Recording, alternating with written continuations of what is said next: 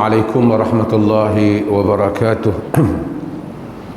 الحمد لله نحمده ونستعينه ونستغفره ونعوذ بالله من شرور أنفسنا ومن سيئات أعمالنا. من يهده الله فلا مضل له ومن يضلل فلا هادي له. أشهد أن لا إله إلا الله وحده لا شريك له وأشهد أن محمدا عبده ورسوله. أما بعد. Hadirin dan hadirat yang dirahmati Allah, sebelum saya mulakan, yang mana kita nampak dekat sikit tu kita renggang sikit, pasal kita di negeri Perlis ni alhamdulillah, cumanya sehari dua ni ada peningkatan COVID di negeri ini, khususnya di Kuala Perlis, dan ini menjadikan kita semua kena berhati-hati dan berdoa supaya Allah Subhanahu Wa Taala memelihara negeri ini dan memberikan peringatan pada kita. Banyak kes yang berlaku di Kuala Perlis itu walaupun kes luar datang ke negeri, kadang-kadang ada juga kita ni orang yang mari ziarah kematian, mari jumpa ibu bapa dan seumpamanya. Dia menziarahi kematian tapi dibimbangi akan menyebabkan lebih banyak lagi, na'udzubillah, kematian yang datang disebabkan kerana ketidaksabaran kita di dalam menunggu sehingga waktu selesai. Apapun, mudah-mudahan Allah Ta'ala rahmati kita semua. Kita masuk dalam bab yang baru, babu sutratil musalli, bab sutrah al-musalli. Bab sutrah musalli. Sutrah maksudnya ialah penanda ataupun penghadang, sitar asalnya, yang diletakkan di hadapan orang yang bersolat, yang mana orang bersolat jadikan ia sebagai penghalang, petanda supaya orang jangan lalu kawasan dia bersolat. Hadis-hadis berhubung dengan sutrah ini ada beberapa hadis. Dan kita lihat Nabi SAW asasnya melarang orang lalu di hadapan orang yang sedang bersolat. Bahkan baginda SAW menyifatkan itu sebagai syaitan. Syaitan ni bukan dia jadi syaitan, yakni tasyaitana, yakni perangai macam syaitan jika terus lalu juga di hadapan orang yang solat sedangkan dia telah dihalang daripada berbuat demikian. Kita masuk dalam hadis yang pertama di dalam bab ini, iaitu bab sutrah ini. An Abi Juhaim Ibn al-Harith radhiyallahu anhuma, daripada Abi Juhaim Ibn al-Harith radhiyallahu anhuma. Abu Juhaim, pasal apa baca abi, yang ni dia dari segi grammar, bila dia ada majrur dia abi. Orang tanya pula apa beza abu, abi, kan? Ini dia grammar. Abi ada yang ia mutakallim, macam abi bapa saya. Ini abi sebab dia majrur. Ini dalam bahasa Arab lah, siapa yang mengaji. Okey. Abu Juhaim Ibn al-Harith al-Ansari, di sini dia tak sebut Ibn al-Harith ni, al-Harith Ibn Simmah al-Ansari, al-Harith Ibn Simmah al-Ansari, sad min tamar putah, al-Ansari. Bapa dia juga al-Harith adalah merupakan sahabat Nabi SAW. Abu Juhaim ni sendiri tentulah sahabat Nabi kerana dia riwayatkan hadis ni daripada Nabi SAW. Dia dalam sebahagian riwayat nama dia Abdullah bin Ibn al-Harith.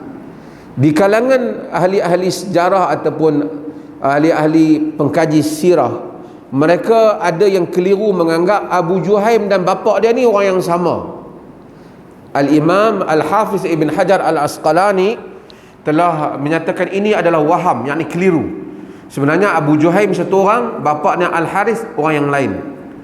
Al-Harith Ibnu Simmah Al-Ansari, bapak dia merupakan sahabat Nabi yang besar, dan Nabi pernah terlibat di dalam perang Uhud, bapa dia. Nabi SAW telah hantar bapa dia untuk mencari Abdul Rahman bin Auf masa dalam peperangan, dan bapa dia syahid di dalam peristiwa Bi'ru Ma'unah. Dalam peristiwa Telaga Ma'unah, yang mana Nabi telah hantar pasukan yang diminta, yang Nabi doa, yang kita baca kunut nazilah tu, Nabi doa supaya Allah musnahkan, ambil tindakan pada puak-puak yang menipu, yang meminta perwakilan yang Nabi hantar, termasuk Nabi hantar bapa dia. Itu bapa kepada Abu Juhaim, iaitu Al-Harith ibn Simmah Al-Ansari. Daripada Abu Juhaim radhiyallahu anhu katanya qala Rasulullah sallallahu alaihi wasallam, sabda Rasulullah sallallahu alaihi wasallam, law ya'lamul maru baina yaday nusalli ma alaihi min al-ismi lakana an yaqifa arba'ina khairan lahu min an yamurra baina yadayhi, muttafaqun alaihi. Wal lafzu lil Bukhari wa waqa'a fil Bazzar min wajhin akhar arba'ina kharifa. Kata dia, sabda Rasulullah sallallahu alaihi wasallam, law ya'lamul maru baina yaday musalli, jika sekiranya orang yang lalu di hadapan orang yang salat mengetahui madza alaihi minal ism, apa yang ke atasnya daripada dosa, lakana an yaqifa arba'in, nescaya dia akan menunggu atau berhenti selama 40. Dia tak sebut 40 apa, 40 saja. Nanti kita akan bincang apa 40 yang dia sebut. Khairan lahu, itu lebih baik baginya, min an yamurra baina yadayhi, daripada dia lalu di hadapannya, yakni di hadapan orang yang salat. Maksudnya Nabi kata, kalau orang yang lalu di hadapan orang yang salat tu tahu dosa banyak mana, kalau dia lalu, dia nescaya akan tunggu selama 40, lebih baik daripada dia lalu di hadapan orang yang salat. Hadis ini muttafaqun alaih. Dia kata wal lafzu lil Bukhari, lafaz ini untuk Bukhari, maksudnya lafaz ni lafaz Bukhari. Maksudnya apa? Kalau tuan-tuan jumpa dalam hadis, bila dia riwayat dia buat macam tu, maksudnya riwayat Bukhari muttafaqun alaih, riwayat ini ada dalam Bukhari dan Muslim, tapi teks yang dia ambil ini teks Bukhari. Maksudnya teks Muslim ada sedikit perbezaan, matan Muslim ada sedikit perbezaan ataupun ada perbezaan, tapi riwayat yang sama. Pasal apa ada berbeza? Hadis dia tak sama dengan Quran. Quran dia setiap perkataan itu mutawatir, dari macam mana Allah firman, macam itulah Nabi sampaikan kepada kita, tidak berubah, tak ada huruf yang pertama ke depan ke belakang, tak ada, sama. Hadis terdedah kepada rawi. Rawi ni dia kadang-kadang berlaku, kita mengaji ni cakap ajuk, cakap pindah. Kadang-kadang dia gunakan ayat dia sendiri. Dia panggil, kadang-kadang dia buat apa yang disebut dalam ilmu hadis, dia panggil ar-riwayah bil makna. Dia meriwayatkan secara makna, bukan the exact text yang Nabi sebut. Mungkin kadang-kadang rawi itu tak ingat teks yang sebenar dan seumpamanya, tapi ada syarat dia, dan ini menyebabkan berlaku polemik di dalam sebahagian hadis-hadis yang diriwayat, kerana perbezaan perkataan yang dipilih oleh rawi telah menyebabkan khilaf di kalangan para fuqaha. Tapi tak apa, bila lalu kita akan sebut khilaf itu. Dia kata hadis ni tak riwayat Bukhari, wa waqa'a fil Bazzar, di dalam riwayat Bazzar, min wajhin akhar, daripada sanad yang lain, arba'ina kharifan, 40 musim luruh. 40 tu dia tak beritahu apa, dia kata 40 musim luruh. Kharif ni musim luruh. Tuan-tuan mungkin tak pernah tengok, kita Perlis ada berapa musim? Salji tak ada kita tak? Orang yang tak pernah main Perlis mungkin dia akan tahu Perlis ni ada musim angin timur, kan? Ada musim angin kuat, angin Okey, dia ada musim luruh. Kharif ni musim luruh, autumn. Dia ada 40 ni berbagai riwayat, sebahagian sebut mungkin 40 tahun, boleh jadi 40 bulan, boleh jadi 40 minggu, boleh jadi 40 hari. Apa pun yang penting tunggu lama lah, sanggup tunggu lama daripada lintas di hadapan orang yang solat. Hadis tu rawi tersebut tak habis, riwayat dia tak sebut 40 apa, sama ada Nabi tak sebut ataupun rawi sebut 40 saja, dia tak sambung. Kalau 40 tahun tentu lama lah, 40 minggu pun lama, 40 hari pun lama. Menunjukkan Nabi nak bagi tahu bukan angka 40 tu, tapi maksudnya dia sanggup tunggu sampai lama lah, daripada pergi lintas di hadapan orang yang bersolat. Riwayat ini dan hadis-hadis yang lain tentang masalah ini menyebabkan para ulama berbincang hukum lintas di hadapan orang yang solat. Apa hukum satu orang lintas di hadapan orang yang solat? Walaupun ada di kalangan para ulama yang menyebut makruh, tetapi kita lihat kepada teks-teks riwayat ni lebih mendekati kepada haram. Bahkan Syekh Muhammad Saleh Ibn Utsaimin menyatakan kalau dikatakan termasuk di dalam dosa besar pun tidaklah berapa jauh, kerana dosa melintas di hadapan orang yang sedang bersolat. Para ulama berbincang tentang hukum orang yang lintas depan orang solat ni ada berapa keadaan. Orang yang solat ni, pertama, lintas tu banyak mana? Lintas banyak mana? Satu orang solat di sini, ni semua depan dia belakang. Adakah langsung tak boleh lintas di hadapan dia? Ataupun hanya tidak boleh lintas di kawasan dia solat saja? Kawasan dia solat tu banyak mana? Hadis tak sebut. Baina yadai itu di hadapannya. Di hadapan ni, yadai ni tangan sebenarnya. Di hadapan maksud benda dah hadapan. Boleh jadi hadapan ni depan kita, boleh jadi depan sampai ke sana. Hatta di kalangan fuqaha ada menyatakan depan tu sejauh dia baling batu. Oh, jauh. Jenuh kita kalau dia semayang tadi tak boleh lintas. Namun pendapat yang lebih dekat ataupun lebih munasabah ialah kadarnya di kalangan fuqaha menyebut 3 hasta. Kita sebut 3 hasta tak boleh juga nak ukur, ada orang tinggi lagi. Munasabahnya kadar dia sujud lah, kawasan sampai dia sujud, kawasan tu tak boleh lintas. Artinya kalau dia jenis tinggi itu kita tahu dia sujud, kawasan dia sujud ni kita tidak boleh lintas. Di semua tempat dia semayang tak boleh lintas. Maksudnya di semua negeri. Mazhab Hanbali dia mengecualikan Masjidil Haram dan seluruh kawasan haram. Sebab dia kata Nabi lepas tawaf solat 2 rakaat dan tak ada di antara Nabi dengan Kaabah tu apa-apa, tak bubuh sutrah apa. Dan Nabi solat di Mina, di Muzdalifah juga ada orang lintas, menunjukkan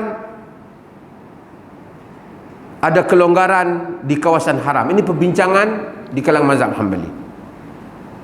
Adapun sutrah makmum ialah sutrah imam. Lintas celah makmum tak apa, nanti kita akan baca. Ya, kerana yang tak boleh lintas di hadapan imam. Kerana Ibnu Abbas naik kaldai dia melintas ketika orang Islam sedang salat di Mina. Menunjukkan apabila solat jemaah yang tak boleh lintas depan imam.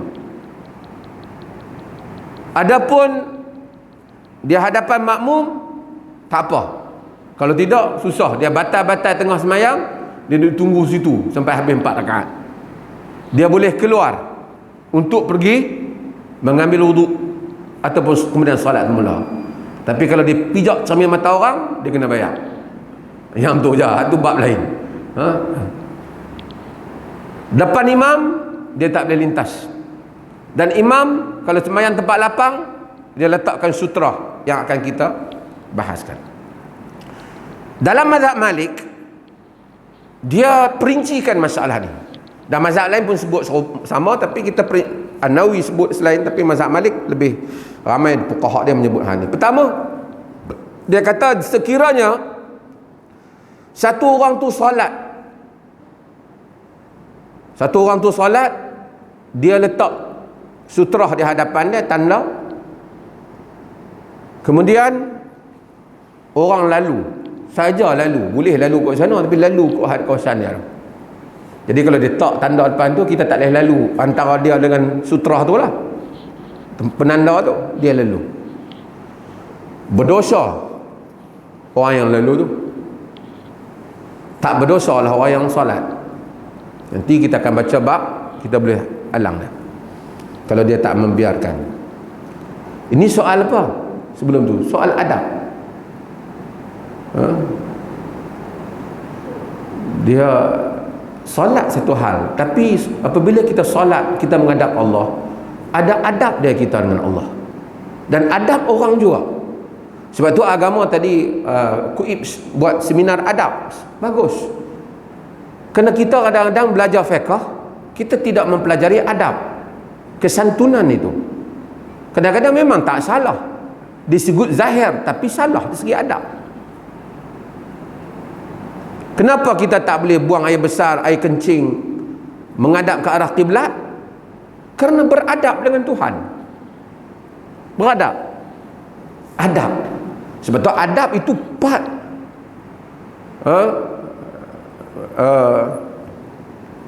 Ibn Abdullah bin Mubarak kata, nahnu ila qalilin minal adabi ahwaju minna ila kathirin minal ilm.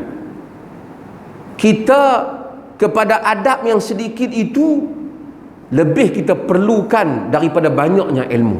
Banyak ilmu, tak ada adab. Itu yang cakap maki orang, ni orang. Ceramah dalam masjid, angkat jari tengah, maki orang. Nampak macam bukan ada ilmu lah, adalah potongan ayat Quran yang dia hafal. Sebab tidak belajari adab. Ini ada soal adab. Orang sedang menghadap Tuhan. Kita pun tak boleh bagi dia lalu, dia pun tak boleh lalu.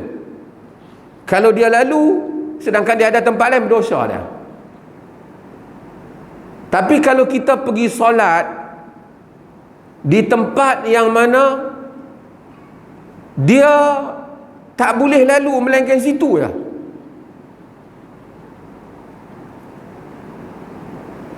dan dia letak kita orang dia pergi solat kat pintu, orang nak keluar. Kebanyakan fuqaha kata berdosa kawan yang pergi solat di situ.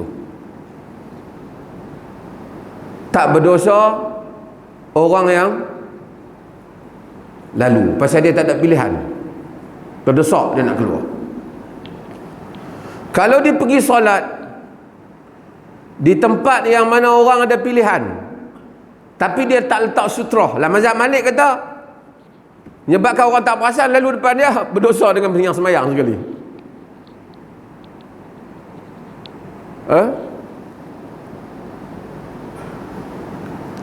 Dan ini adalah perkara yang disebut dalam bab ini, yang mana melarang kita untuk, yang penting ialah melintas di hadapan orang yang bersolat.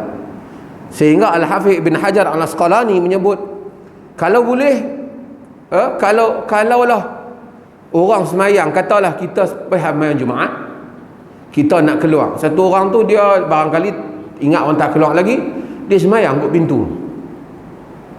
Bukan dia nak halang kita, dia memang semayang situ, dia nak sakit habis. Sedangkan kita ada masa lagi, kita pergi lalu juga, dosa.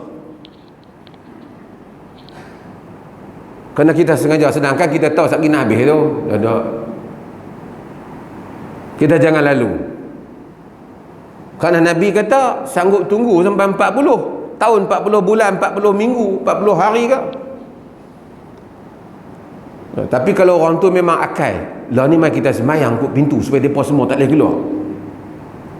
Kalau ada pergi buat akal macam tu, menyebabkan orang yang terdesak, panas, orang nak pergi bertugas tak boleh, orang lintas di hadapan dia, maka dia berdosa. Kalau sekiranya dia macam tadi, kawan tu pun boleh tunggu,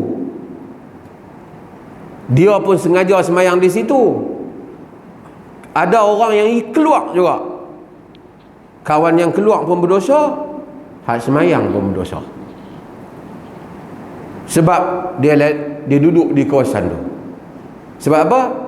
Dia nak tunggu boleh, dia bukan kalut mana pun saja nak pergi lintas ke. Tapi oleh kerana kawan tu semayang di tempat orang lalu, yang menyebabkan orang lain tak ada pilihan, dia juga berdosa.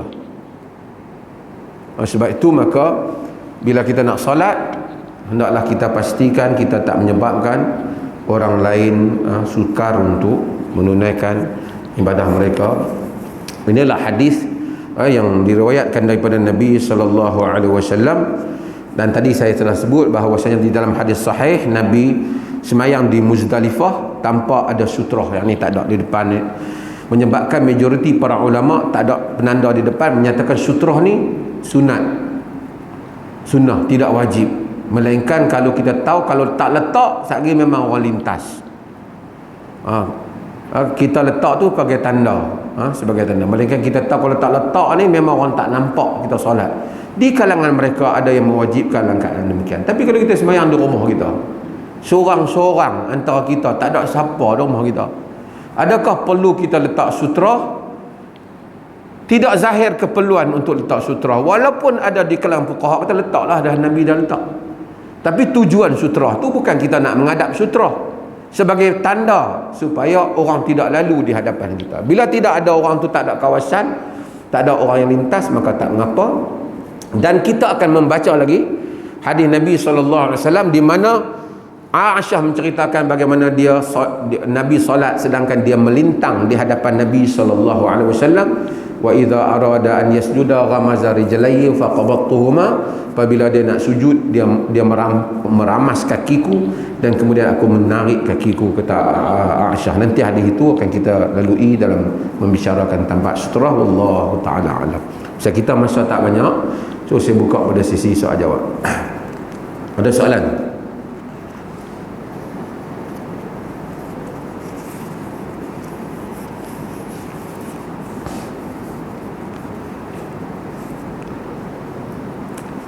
Kalau tak ada, saya nak jawab dulu soalan yang dihantar awal ni. Tentang pasal dia tanya tentang ada penceramah yang telah mengeluarkan pandangan bahawasanya orang yang mati disebabkan COVID, mati syahid, maka sebab itu tidak perlu dimandikan. Dan ini telah timbul perbincangan di kalangan masyarakat. Adakah orang yang orang yang mati COVID ni, dia mati syahid dan dia tak perlu dimandi dan dikafankan seperti mana orang yang mati syahid? Kita baru saja, sebelum tu saya nak maklumkan, kita baru saja bincang tentang pandangan yang sebelum ni yang dikeluarkan oleh pihak JAKIM juga, yang menyatakan untuk tayamum di atas beg plastik. Dulu kita menyatakan pandangan kita tak perlu, dan alhamdulillah dalam perbincangan yang akhir ni dia telah tarik balik kerana tidak ada wajah fiqh dalam hal tu. Dalam fatwa perlih dulu kita bagi tahu A dengan B saja. C ialah kalau ada orang dah nak juga buat macam tu, kita bagi ruang dia buatlah. Tapi sebenarnya dia faqidut tahurain, orang yang dah tak mampu untuk kita mandi, tak mampu untuk kita tayamum, maka ditanamkan dalam keadaan tidak tayamum dan juga tidak mandi. Saya nak jawab dulu isu orang-orang yang mati disebabkan COVID ni tak payah dimandikan kerana mereka mati syahid. Kita nak kena jelas. Pertama saya nak bagi tahu pandangan itu tidak tepat, tidak betul. Syahid ni dia ada 3 jenis. Yang pertama ialah syahid ad-dunya wal akhirah. Satu orang yang syahid dunia dan akhirat. Syahid dunia dan akhirat ni syahid apa? Yang syahid ma'rakah dia panggil. Syahid yang mati di medan peperangan tanpa berpusing ke belakang. Nah ni dia bukan lari orang panah dia. Yang tu tak kira syahid. Tapi kalau dia menghadapi musuh secara berhadapan, dia mati menentang musuh yang memerangi agama, dia adalah syahid dunia dan akhirat. Syahid ni yang Allah sebut, wala tahsabanna alladhina qutilu fi sabilillahi amwat bal ahya'un 'inda rabbihim yurzaqun. Jangan kamu sangka orang yang mati pada jalan Allah itu mati, bahkan mereka hidup di sisi Tuhan mereka direzekikan. Dalam ayat yang lain Allah kata wala taqulu liman yuqtalu fi sabilillahi amwat bal ahya'un walakin la tash'urun. Jangan kamu kata orang yang mati pada jalan Allah itu mati, sedangkan mereka itu hidup, kamu tidak tahu. Ini syahid dunia akhirat, syahid mati perang. Syahid yang Nabi kata, sahabat tanya siapa yang mati fi sabilillah, Nabi kata man qatala litakuna kalimatullahi hiyal ulia fahuwa fi sabilillah. Siapa yang berperang untuk kalimah Allah menjadi tinggi, dia pada jalan Allah. Syahid ni mati dia tidak dimandikan, tidak dikafankan, disembahyangkan. Dalam sebagian riwayat Nabi ada yang sembahyang, ada riwayat juga Nabi tidak solat. Maksudnya juga ada pilihan di kalangan fuqaha. Tapi mereka ni tersimpan di sisi Tuhan mereka kedudukan yang tinggi. Yang ni saja yang tak mati, yang mungkin dia keliru tu. Okey. Yang kedua dia panggil syahidud dunia. Syahid dunia. Syahid dunia ni macam mana? Dia berperang pada jalan Allah, tapi dia niat dia bukan kerana Allah. Niat dia riak. Niat dia apa? Untuk menunjuk-nunjuk. Zahirnya dia mati pada jalan Allah, dia macam zahirnya masuk syurga, logik nampaknya. Tapi di sisi Allah tak, kerana orang yang masuk syurga ialah yang perang untuk menegakkan kalimah Allah saja. Dia untuk tegakkan diri dia. Sahabat tengok orang yang mati berperang bersama dengan Nabi, sahabat tahani'an lahul jannah. Oh, betul lah dia dapat masuk syurga. Dalam hadis yang diriwayatkan oleh Imam Bukhari, Nabi takalla wallazi nafsi biyadihi, sama sekali tidak, demi yang nyawaku berada di tangannya. Inna syamlatal lati akhadaha yaumal khaybar, sesungguhnya selendang yang dia ambil pada hari peperangan Khaybar, minal maghanim lam tusibal maqasim, yang dia ambil daripada harta rampasan perang tidak mengikut peraturan pembahagian yang betul, la tashta'ilu alaihi nara, menyala ke atasnya api neraka. Padahal dia berperang pada jalan Allah, tapi Nabi kata perang pasal khianat. Dalam hadis Abu Hurairah yang kita baca minggu lepas, bahagian hadis itu tentang lelaki yang mati syahid, Allah Subhanahu wa taala kata, "Madza fa'alta?" Ya, kau buat apa di dunia? Dia kata, "Qataltu fika hatta stushit." Aku berperang pada jalanmu sehingga aku syahid. Allah kata kadzab. Allah kata dusta. Walakinnaka qatalta liyuqal jari. Tapi engkau berperang supaya orang kata engkau berani. Wa qad qil, dan telah pun dikatakan engkau berani. Fa umira bihi fasuhiba ala wajhi hatta ulqiya finnar. Diperintahkan disentak wajahnya sehingga dicampak dalam neraka. Dia perang pada jalan Allah, mati. Tapi dia nama syahid dunia. Syahid dunia ni kita tak tahu. Hanya siapa yang tahu? Dia tak benar di sisi Allah. Siapa tahu? Allah tahu. Habis kalau orang mati di jalan Allah perang, tetapi dia tak ikhlas, dia riak, kita uruskan macam orang mati syahid dunia akhirat. Pasal mana kita tahu? Dia mati belajar Allah, tapi di sisi Allah dia hanya syahid bagi dunia saja. Pada mata manusia, di sisi Allah dia tak mendapat ganjaran syahid. Sebab dia tidak ikhlas kerana Allah. Okey, syahid hak yang ketiga, dia panggil syahidul akhirah. Tadi syahid dunia akhirat, syahid dunia, syahidul akhirah. Syahid akhirat. Syahid akhirat ni apa dia? Orang yang mati disebabkan penyakit-penyakit yang Nabi sebut. Nabi tanya para sahabat, man ta'uddu syuhada fikum? Man ta'uduna syuhada fikum? Siapa dia yang kamu anggap syahid di sisi kamu? Sahabat kata, man mata fi sabilillah atau man qutila fi sabilillah fa huwa syahid. Siapa yang mati pada jalan Allah, dia syahid. Nabi kata, inna syuhada ummati idzan la qalil. Kalau macam tu syuhada umat aku ni sikit lah, Nabi kata. Sikit sangat. Kemudian Nabi kata, man qutila fi sabilillah fa huwa syahid. Siapa yang mati pada jalan Allah, dia syahid.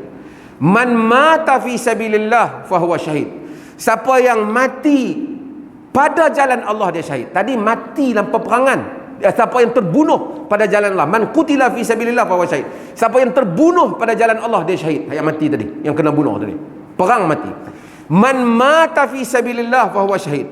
Sesiapa yang mati pada jalan Allah, dia syahid. Mati pada jalan Allah ni, mungkin dia keluar berperang, dia tak mati di medan, mati dalam perjalanan, ataupun mati masa balik, atau mati semasa keluar berdakwah, ataupun mati semasa keluar menuntut ilmu, ataupun mati semua ke jalan nak pergi buat baik, nak pergi masjid ke, nak pergi apa, menuntut ilmu, nak main mengaji, berlanggak kereta tengah jalan, mati, fahuwa syahid, dia syahid. Nak main kuliah, main mengaji lillahi ta'ala, terlanggak, syahid.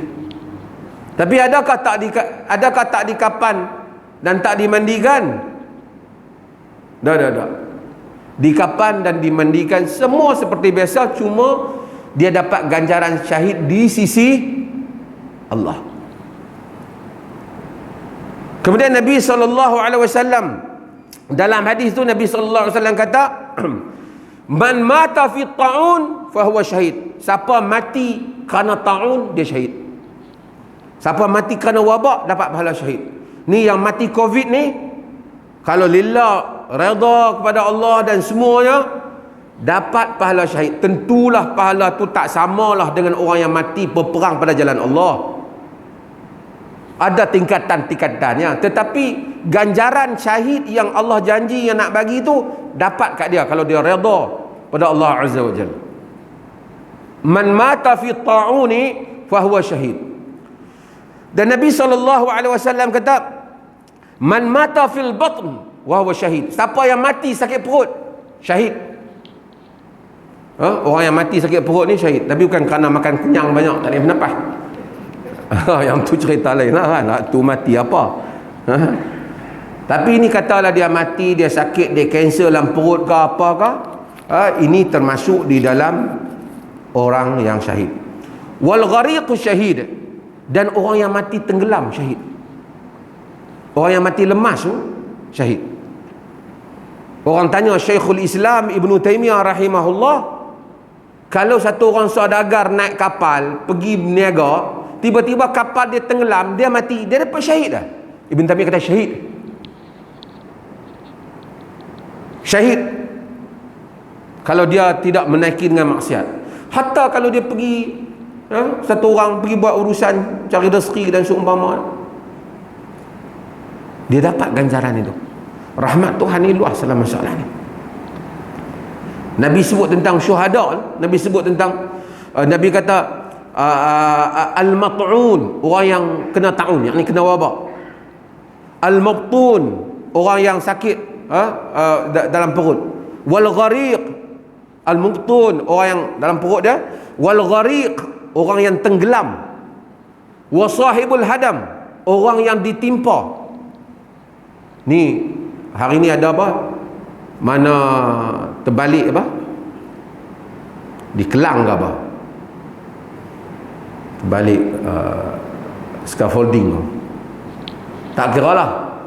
Terbalik, terjatuh bangunan, dia mati, syahid. Ni semua dapat ganjaran syahid. Wa syahid fi sabilillah, dan syahid. Jadi ini adalah jenis. Tapi apa yang saya nak sebutnya, hatta orang yang man qutila duna malihi fa huwa syahid. Siapa yang dibunuh kerana nak pertahankan harta dia. Orang nak merompok isteri dia, anak dia, rumah dia, dia tahan rumah dia. Halau penyamun. Penyamun tikam dia. Mati, dapat pahala syahid. Rahmat Tuhan luah. Tuhan kira macam ni, kalau boleh kau nak bubuh hangpa semua dalam syurga. Allah ni. Cumanya orang yang baca bab hadis ni dia keliru. Mungkin ustaz tu lah, selebriti tu ke, dia keliru. Dia kata yang ni pun tak dimandi, tak dikafan. Tak, yang ni dimandi dan dikafan, disolat seperti biasa. Cuma soal pahala tu antara dia dengan Allah Azza wa Jalla. Jadi dia keliru, dan saya menasihati diri saya lah, dan dia semua juga. Bab-bab hukum ni kita teliti sikit. Kadang-kadang penceramah ni dia macam-macam. Dia pun seronok orang benda-benda yang lain-lain sikit kan, dia habaq, tapi dia tak teliti. Itu yang kadang-kadang timbul habaq. Ayat mandi jenazah Nabi pi mana, dia buat teka-teki. Adam kahwin dengan Hawa, siapa dia tok qadi, dia syok benda-benda macam tu. Benda-benda yang agama tak suruh, dia nak cari kan. Siapa dia saksi, dia akai. Orang tak akai.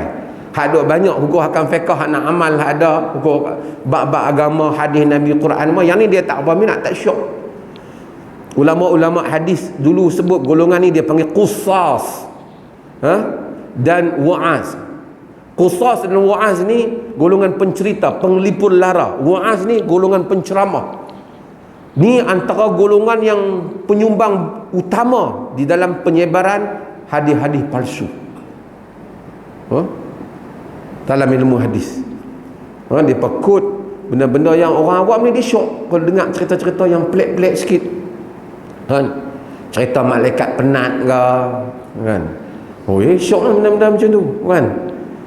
Dia berikan tafsiran yang salah terhadap hadis-hadis yang seperti itu. Mudah-mudahan Allah Subhanahu wa taala rahmat. Okey.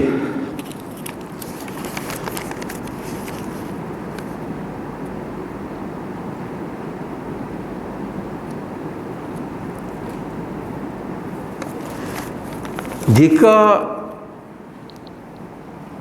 dia tanya, jika anak tu ada najis di pakaian dia, tak kira lah pakaian dia, di pampers dia apa, kalau dia pasti anak tu ada najis di pampers dia dan seumpamanya, hendaklah dia meletakkan budak tu.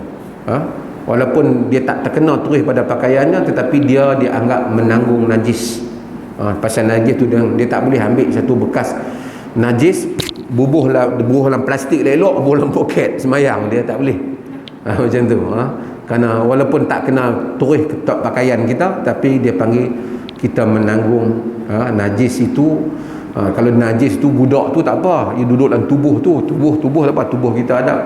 Walaupun fuqaha ada perbincangan dalam hal ni, tetapi majoriti para ulama dalam hal yang sedemikian. Okey, soalan, apakah kita disunatkan untuk cukur misai atau memendekkannya? Cukur ke pendek?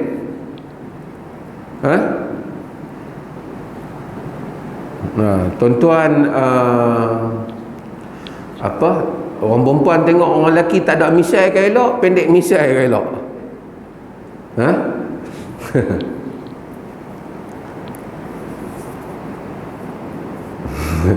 Dulu ada orang kata dia bermain-main, Tok Haji ni, ustaz-ustaz ni, orang Islam ni, hak ada janggut kan, kita macam kambing. Dia kata kalau hak ada misai tak ada janggut, macam apa? Ha? Macam kucing.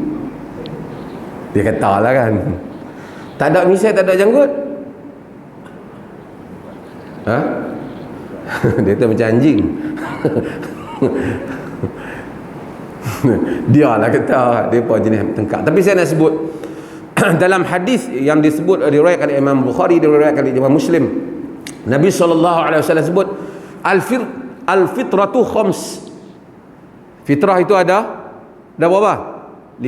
Al-khitan, al-mana al-istikhtan, al-ikhtitan. Al-khitan iaitu sunat. Sunat untuk lelaki ya. Untuk perempuan kita tengok pada pincang dia.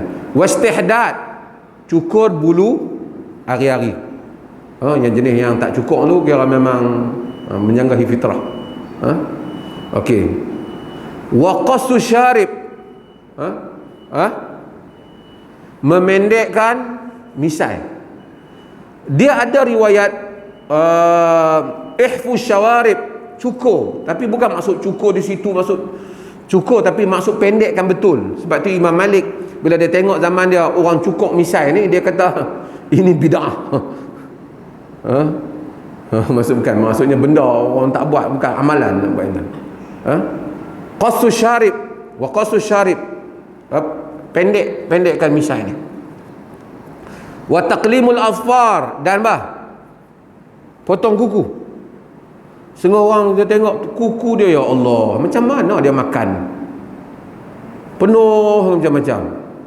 Itu kita dah baca hadis ni kan. Wa natful ibt, dan cabut bulu ketiak. Mungkin kita tak cabut, sebahagian kita cukur.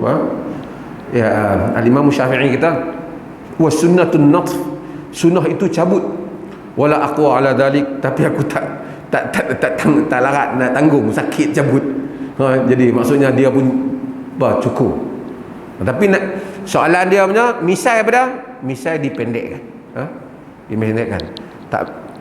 Walaupun ada riwayat sebahagian ulama sebut kena ada wahfus syawarib itu, tapi kebanyakan riwayat menunjukkan dipendekkan misai, bukan dicukurkan. Tapi siapa yang mampu simpan pendekkan misai, simpankan janggut, itu adalah merupakan fitrah dan merupakan sunnah Nabi sallallahu alaihi wasallam. Walaupun majoriti para ulama kata benda ni tidak wajib, tapi kalau kita buat adalah sesuatu yang baik.